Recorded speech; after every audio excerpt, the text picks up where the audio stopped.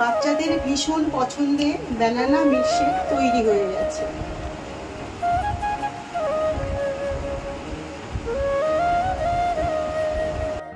সারা বছর পাওয়া যায় এমন একটা ফলের নাম হলো কলা। না না, আমি কোনো টিচারের কোশ্চেনের আনসার করছি না, আমি একটা মিল্কশেক তৈরি করব, তাই এটা বলছি। আমি আজকে তৈরি করব ব্যানানা মিল্কশেক। ওভেনে একটা হাঁড়ি বসিয়ে দিয়েছি, আমি দুধটা ফুটিয়ে নেব।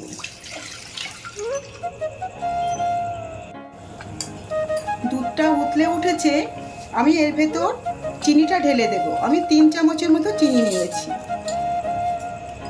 দিয়ে আর একটু ফুটিয়ে নেব।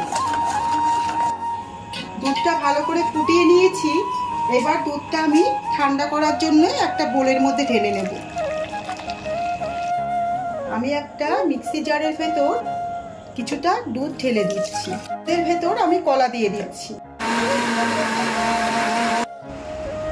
বাচ্চাদের ভীষণ পছন্দের ব্যানানা মিল্কশেক তৈরি হয়ে গেছে।